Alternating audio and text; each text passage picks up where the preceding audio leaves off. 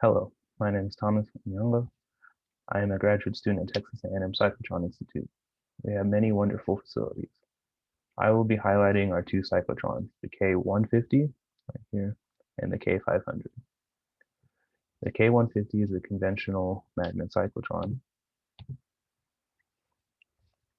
It has a single activation D with two acceleration points per orbit. Our other cyclotron, the K500, is a superconducting magnet cyclotron. It has three active Ds with six acceleration points per orbit.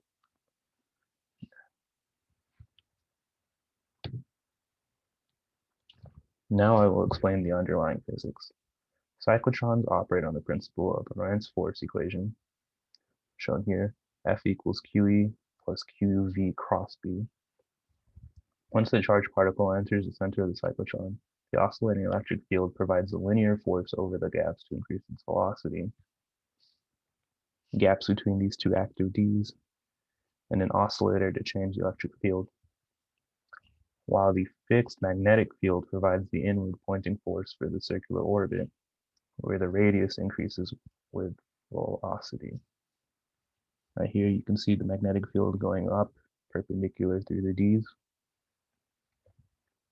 A particle can take several hundred turns before exiting the cyclotron. Energy is expressed as energy per nucleon because of the cyclical nature of the cyclotron. Energy per nucleon is proportional to the cyclotron radio frequency. The cyclotrons at Texas A&M are variable energy cyclotrons. That is to say, the radio frequency and magnetic field systems are tunable over an operating range to accelerate a wider range of ions over a wide range of energies.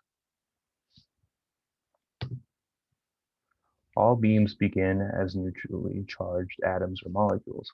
They can be gases, metals, or even liquids and solids.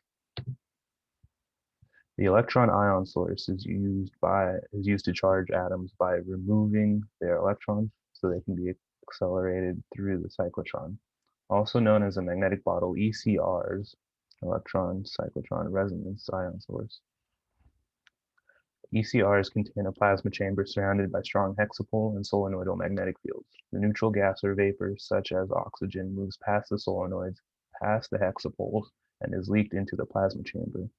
Microwaves at either 6.4 or 14 gigahertz are fed into the plasma chamber to heat up and ionize the oxygen and create the plasma. The plasma chamber is held at 10 kilovolts, and the ionized plasma is electrically pulled out of the ECR by an extraction electrode held at ground. The spectrum to the right shows the extracted intensity for each charge state of oxygen-16. The spectrum shows that the ECR is optimized for the production of oxygen-16 with 7 electrons stripped off.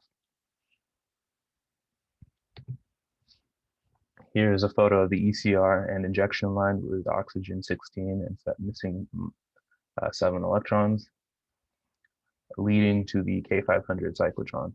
The charge to mass magnet, this area right here, is set to only select ions that have a charge to mass ratio of 7/16, which is equal to 0.4375.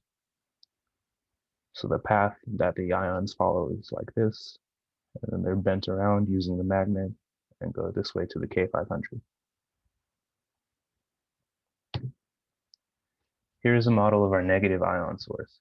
It is used to charge up hydrogen atoms by adding an electron so they can be accelerated through the cyclotron. Also known as a bucket source, the plasma chamber is surrounded by a strong multi-cusp-shaped magnetic field. A high current is fed through the TA filament, creating an arc to heat up and ionize the hydrogen atoms. Then, neutral hydrogen atoms with weakly bound electrons pass through the fast electron filter region and pick up a second electron, forming the H- ions. Then the plasma chamber is held at -10 kilovolts, and the H- ions are electrostatically pulled out by an extraction electrode held at ground. The charge to mass magnet, is set to only select ions that have a charge to mass ratio of -1, such as the H- ions.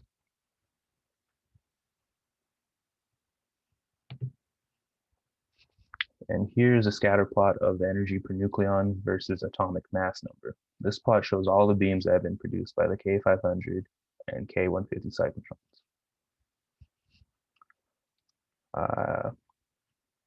I hope this explanation of the K150 and K500 has helped inform you of the capabilities of our facility.